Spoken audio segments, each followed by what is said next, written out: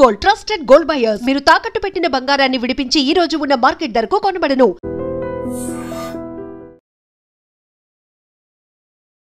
Visakha Gurudwar junction లో HP petrol bunk, Santhipuram junction లో ఒక్కసారిగా ఆర్టీసీ బస్సు ప్రయాణిస్తున్నటువంటి ప్రయాణికులతో దాదాపు 130 మంది ప్రయాణికులతో ప్రయాణిస్తున్నటువంటి బస్సులో ఒక్కసారిగా మంటలు చెలరేగాయి. పూర్తిగా మీరు చూస్తున్నారు కాలిపోయినటువంటి పరిస్థితి. 4 ఫైర్ ఇంజన్లు వచ్చి అదుపు చేస్తే గానీ మంటలు పూర్తిగా అదుపులోనికి రాలేనటువంటి పరిస్థితి. చాలా పెద్ద ప్రమాదమే తప్పిందని చెప్పాలి. ఒకవైపు ఇక్కడ మీకు హెచ్పీ పెట్రోల్ బంక్ ఉంది, మరొక వైపు పైన హై టెన్షన్ వైర్లు కూడా ఉన్నాయి. అయితే ఇక్కడ శాంతిపురం జంక్షన్ లో విధులు నిర్వహిస్తున్నటువంటి ట్రాఫిక్ కానిస్టేబుల్ అలర్ట్ అవ్వి ఇమీడియట్ గా ఫైర్ డిపార్ట్మెంట్ కి కాల్ చేయడం వల్ల వాళ్ళు ఫైర్ ఇంజన్స్ తో పాటు ఫోర్స్ అంతా కూడా వచ్చి మంటలు అదుపు చేయడం జరిగింది. ఏం జరిగిందండి? ఎన్ని గంటల ప్రాంతంలో జరిగింది? ఇది 8:30 మధ్యలో మేడం. 8:30 మధ్యలో బస్సు ఆగిందనమాట. బస్సు ఆగినప్పుడు పబ్లిక్ అంతా పాసెంజర్ ఉంటారు కదా, దిగిపోయి వెళ్ళిపోతున్నారు. ఏంటి దిగిపోయి వెళ్ళిపోతారని చూస్తుంటే బస్సు నుంచి పొగల్లాగా వస్తున్నాయి. సిగ్నల్ పడినప్పుడే ఈ సిగ్నల్ ఇంకా కదలలేదు అనేది నేను ముందుకెళ్ళి చూశాను. ఫ్రంట్కి వెళ్ళి చూడగానే ప్రజలందరూ దిగుతున్నారు. చూస్తే బస్సులో ఫ్రంట్ ఇంజిన్ దగ్గర మంటలు వస్తున్నాయి. డ్రైవర్ లేరు, ఎవరు లేరు, అందరు కిందకి దిగిపోయారు. సరే కదని చాలా ప్రమాదం అవుతుందని చెప్పి ఇంకా ఫైర్ మంటలు ఎక్కువ అవుతున్నాయి. ఎక్కువ అంటే ఇమీడియట్గా కంట్రోల్ రూమ్ వాళ్ళకి, పోలీస్ కంట్రోల్ రూమ్ వాళ్ళకి తెలియపరిచాను మేడం. తెలియపరిచి మళ్ళీ law and order police 4th law and order వాళ్ళకి తెలియపరిచాను మేడం. ప్రజలకు ఏమీ కాలేదు మేడం, ప్రజలకు ఏమీ కాదు. ఎలా దాదాపు నేను చూసినప్పటికెళ్ళి ఒక 100-120 మంది ప్రజలు, అలా అంటే బాగా ఎక్కువ. యాక్చువల్గా అయితే బస్సు కెపాసిటీ 60-70 మంది అనుకో, కానీ ప్రజలు ఈ మూగిని ప్రజలు వీళ్ళందరూ కలిపి నేను అలా వెళ్ళిపోతుంటే వెంటనే ఇమీడియట్గా మన కంట్రోల్ రూమ్ తెలియపరిచాను. ప్రజలకు ఏమీ కాలేదు, పబ్లిక్ ఏమీ కాదు.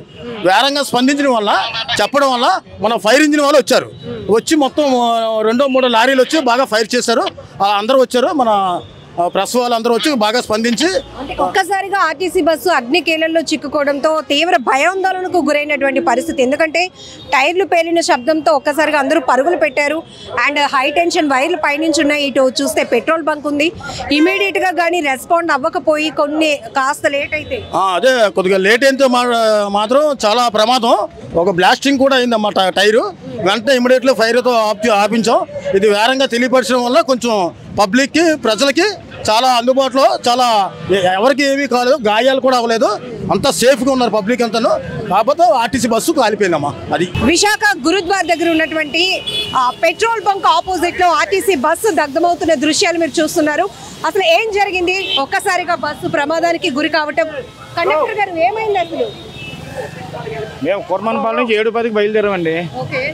విజయనగరం వెళ్తున్నాం. చాలా విపరీతంగా అయిపోయింది. జనాలు కూడా విపరీతం, అంత ఇంత కాదు, వద్దు అంటున్నా ఎక్కేస్తున్నారు. తర్వాత మరి అది ఇక్కడికి వచ్చేటప్పుడు బండి ఆగింది. వెనకాల ఆటో వాళ్ళు వచ్చి బాబు లోపల నుంచి మంటలు వచ్చేస్తున్నాయి చూసుకుంటే కింద దిగి చూసాము. చూసేది అప్పటికే మంటలు వచ్చేస్తున్నాయి. జనాలు అందరినీ కింద దించేసి మేము కింద దిగిపోయాము. అసలు అగ్నిమాపక సిబ్బంది ఎంత ప్రయత్నిస్తున్నా కూడా మంటలు అదుపు రాలేనటువంటి పరిస్థితి ఉంది. మరొక వైపు ఇప్పుడు ఈ బ్లూ కలర్ డబ్బాలో నీళ్ళు మావి కదా, మావి కాదు ఆలివి. సో ఇంకా ఎక్కువ శాతం ఇక్కడ మనకి పెద్ద పెట్రోల్ బంక్ కూడా ఉంది గురుద్వారా జంక్షన్ లో. ఇక్కడ మనం చూసే కనుక ఇది అదుపులోనికి వచ్చే ప్రయత్నం అయితే కనుక అగ్నిమాపక సిబ్బంది చేస్తున్నారు. ఓవర్లోడ్ అంటే ఎంతమంది స్ట్రెంత్ ఉండొచ్చు అంటారు? పొద్దునకే ఓవర్లోడ్ అంటే ప్రజెంట్ బ్యాంక్లో 130 మంది ఉన్నారు. 130 మంది ఉన్నారు. ఈ సర్వీస్ ఏంటండి? ఎక్కడి నుంచి? విజయనగరం, కోర్మన్పాలెం నుంచి విజయనగరం. కోర్మన్పాలెం టు విజయనగరం అంటే మార్నింగ్కే అంత స్ట్రెంత్ రావటం వల్ల వెహికల్స్ ఫిట్నెస్ లేని పరిస్థితులు కూడా చూస్తున్నాం కదా. బస్ ఫిట్నెస్ ఎట్లా ఉంది? ఫిట్నెస్ బాగానే ఉన్నదండి. మేము రోజు ఇదే బండి, చాటు బండి కదా, రోజు వెళ్తుంటాం కదా. ఈ రోజు చాలా ఎక్కువ అయిపోయారు. ఆటోలో స్ట్రైక్ అంటున్నారు, దాని మీద ఎక్కువ వచ్చారు. సో ఇక్కడ మీరు సిగ్నల్ లో ఆపేటప్పటికి మంటలు వచ్చాయి. ఆటో వాళ్ళు చెప్పారు మాకు, బాబు ఏదో మంటలు వస్తున్నాయి. సైడ్ నుంచి ఫ్రంట్ డైర్ నుంచి వచ్చాయి. ఆటో వాళ్ళు మాకు చెప్తే మేము చూసి అప్పుడు వాళ్ళందరినీ కింద దించేసాం. అప్పుడు ఫైర్ పెద్ద అయిపోయింది. మీరు అదే బస్సులో వస్తున్నారా? వాళ్ళందరూ వెళ్ళిపోయారు మా బస్సులు దిగినారు. ఆటోమేటిక్ వచ్చింది. సో ఇక్కడ మనం చూడొచ్చు కోర్మానపాలెం టు విజయనగరం వెళ్తున్నటువంటి బస్ సర్వీస్ ఏదైతే ఉందో AP31Z0254 bus 4th town petrol bunk దగ్గరికి వచ్చేటప్పటికి ఒక్కసారిగా అందులో మంటలు చెలరేగటం అనేది ఆటో డ్రైవర్స్ అయితే గమనించారు. ఆటో డ్రైవర్స్ గమనించి బస్సులో నుంచి మంటలు వస్తున్నాయని చెప్పేటప్పటికి వెంటనే కండక్టర్ అలాగే డ్రైవర్ గారు కూడా ఇద్దరు అలర్ట్ అవ్వడం జరిగింది. బస్సులో అప్పటికే ఉదయానికి అంటే దాదాపుగా 8:30 ప్రాంతంలో ఈ ఘటన జరిగింది. ఉదయానికే ఎక్కువగా బస్సులో స్ట్రెంత్ ఎక్కువ ఉన్నారు, 130 మంది వరకు ఉన్నారు అని కూడా చెప్తున్నారు. ఇమీడియట్గా సమాచారం అందుకున్నటువంటి అగ్నిమాపక సిబ్బంది ఘటనా స్థలికి చేరుకుని మంటలను అదుపు చేస్తున్నటువంటి దృశ్యాలు. ఇప్పటికే ఇది మార్నింగ్ హైవే కాబట్టి ఎక్కువగా జనాల రద్దీ కూడా ఉంటుంది. ఈ క్రమంలోనే ట్రాఫిక్ డైవర్షన్ కూడా మనం చూస్తూ ఉన్నాం. అలాగనే ప్రజలు ఇటువైపుగా ప్రయాణించే వాళ్ళు కూడా అయ్యో ఒక్కసారిగా పొద్దునకే ఆర్టీసీ బస్సు ఇలా ఫైర్ అయిపోతుంది అనే ఘటన చూడటానికి చాలా మంది వెహికల్స్ రోడ్డు మీదే ఆపి మరి ఈ దృశ్యాలు చూస్తున్న పరిస్థితి ఉంది. అయితే కండక్టర్ గారు ఒక ఆవేదనగా చెప్తా ఉన్నారు ఏంటంటే పొద్దునకి అంటే ఫిట్నెస్లు చెక్ చేసుకుని మేము సర్వీస్ స్టార్ట్ చేస్తాం మేడం, కాకపోతే ఏంటంటే ఎక్కువ మంది ప్రజలు ఉండడం జరుగుతుంది, 130 మంది వరకు బస్సులో స్ట్రెంత్ ఉన్నారు, ఓవర్లోడ్ వల్ల ఈ ప్రమాదం జరిగి ఉంటుంది అని చెప్తున్నారు.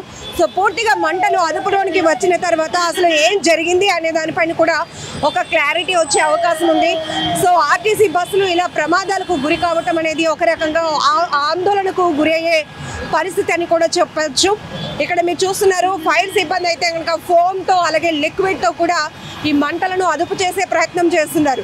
జనరల్గా ఇక్కడ పెద్ద petrol bunk HP petrol bunk ఉండటం వల్ల మంటలు కనుక వ్యాపిస్తే కనుక చాలా తీవ్రమైన ప్రమాదంగా మారే అవకాశం ఉంటుంది. మరొక వైపు హై టెన్షన్ వైర్లు కూడా పైనుంచి కనపడుతూ ఉన్నాయి.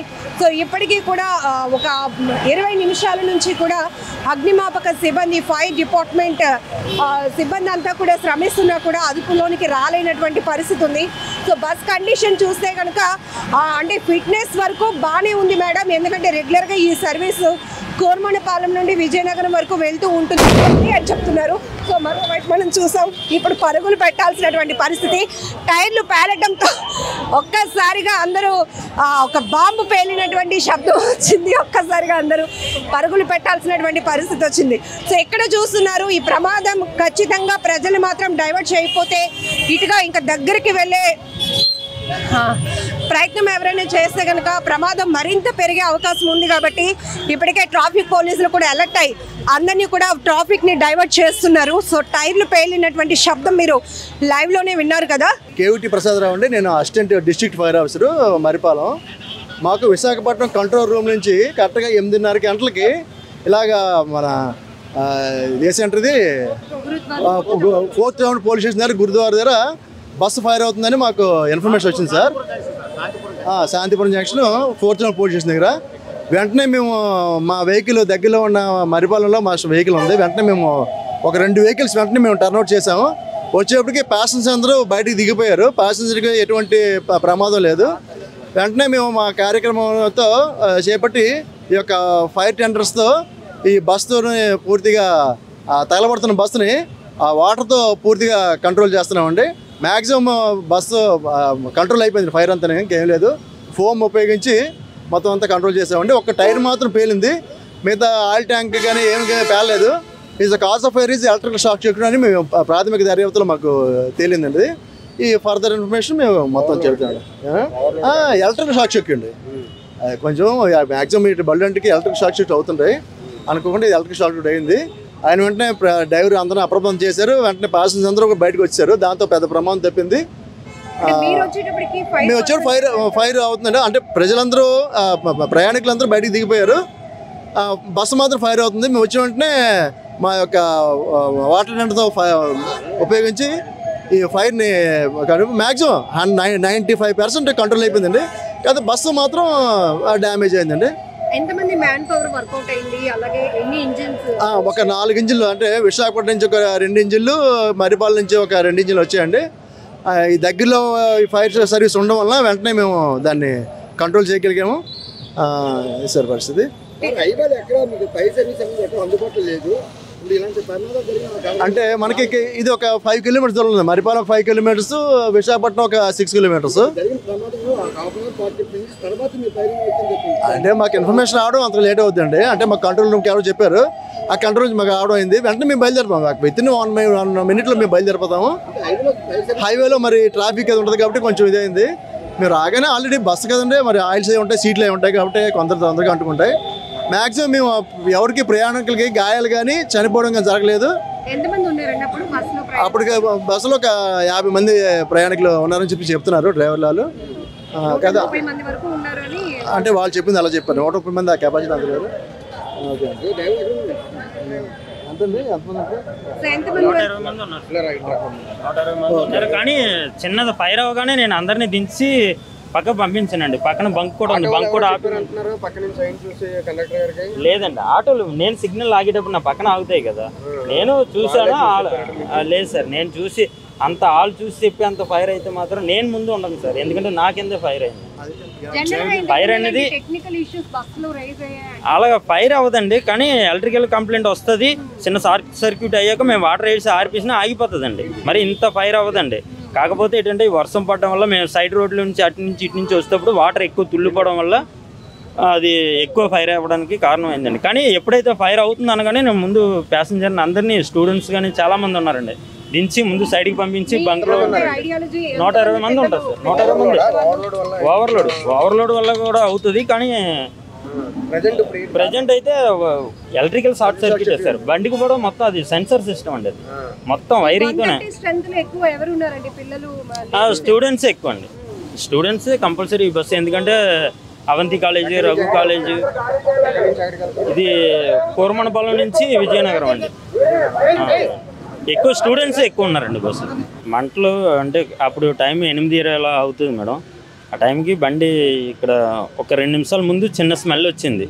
సిగ్నల్లో ఆపాను మేడం. సిగ్నల్లో ఇంకా నాకు గ్రీన్ ఉంది కానీ దగ్గరలో ఇంకా ఆపేసాను. ఆపేసి స్మెల్ వస్తే కండక్టర్ గారిని దిగి చూడమన్నాను. స్మెల్ వస్తుందో ఒకసారి చూడండి అంటే ఆయన కిందకి దిగి చూశారు. చిన్న మంట వస్తుందని చెప్పగానే ముందు ప్యాసింజర్లు అందరినీ దించేసి సైడ్కి పంపించి తర్వాత వాటర్ వేసి చూశాను మేడం, ఆగలేదు. ఈలోపు అలా ఫైర్ ఎక్కువైపోతుంది. పాయింట్లో కానిస్టేబుల్ ఉంటే వెంటనే వచ్చారు. వస్తే ఇలా ఫైర్ అయిపోతుందంటే ఫైర్ ఇంజిన్కి ఫోన్ చేశారు. ఇప్పుడు వచ్చారు మేడం, ఆర్పుతున్నారు అంతే. ఎవరికి జనాలకి ఏం కాలేదు. వెంటనే చిన్న ఫైర్ రాగానే జనాలందరినీ దించి పక్క పంపించాం మేడం. సర్వీస్ ఇది కోరమనపాలెం నుంచి విజయనగరం వెళ్ళే బస్సు మేడం, 111V. అంతే మేడం. అంటే 120 మెంబర్స్ అలా ఉన్నారు మేడం.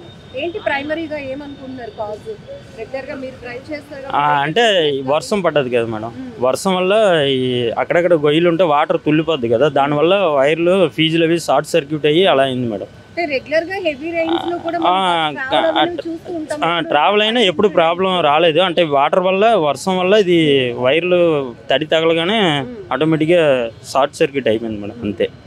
హెవీ లోడ్ కూడా కారణమే మేడం, కానీ హెవీ లోడ్ అనేది ఎప్పుడూ ఉంటుంది మేడం ఈ బస్సు. రెగ్యులర్గా మీరు ఆర్టీసీలో ఉన్న సిచ్యువేషన్స్లో ఫిట్నెస్కి సంబంధించి కూడా చాలా కంప్లైంట్స్ ఉన్నాయి. ఇది చాలా లాంగ్ ట్రావెల్ అవుతుంది. ఇప్పుడు కోరమనపాలెం టు విజయనగరం అంటే ఎన్ని కిలోమీటర్స్ మీరు జర్నీ చేయాల్సి ఉంటుంది? అంటే 75 కిలోమీటర్లు ఒక సైడ్ కాదు, 75 వస్తుంది. అలా డేకి ఎన్ని ట్రిప్స్ అండి? డేకి 2 ట్రిప్లు మేడం, అంటే 300 కిలోమీటర్లు. 4 సింగిల్ అండి.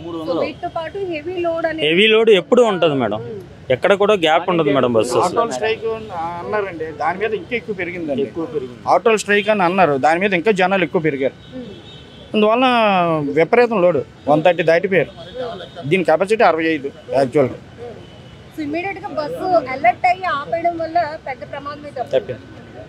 తప్పింది. నిజంగా ప్రస్తుతం ఉన్నటువంటి సమాజం దేనికి ప్రయారిటీ ఇస్తుంది?